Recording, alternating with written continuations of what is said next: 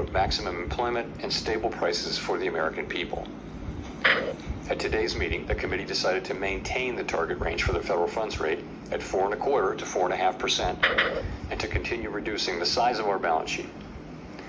We will continue to determine the appropriate stance of monetary policy based on the incoming data, the evolving outlook, and the balance of risks.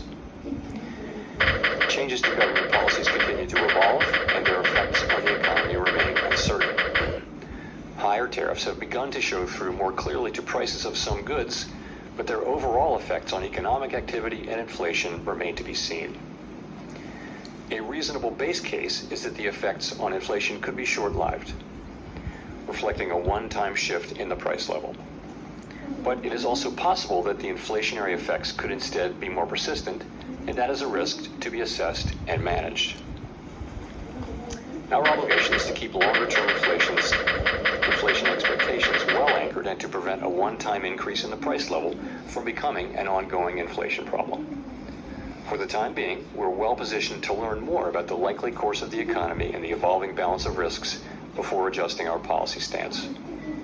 We see our current policy stance as appropriate to guard against inflation risks. We're also attentive to risks on the employment side of our mandate. In coming months, we will receive a good amount of data that will help inform our assessment of the balance of risks and the appropriate setting of the federal funds rate.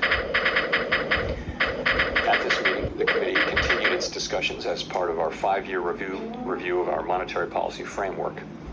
We focused on potential revisions to our statement on longer-run goals and monetary policy strategy, and are on track to wrap up any modifications by late summer.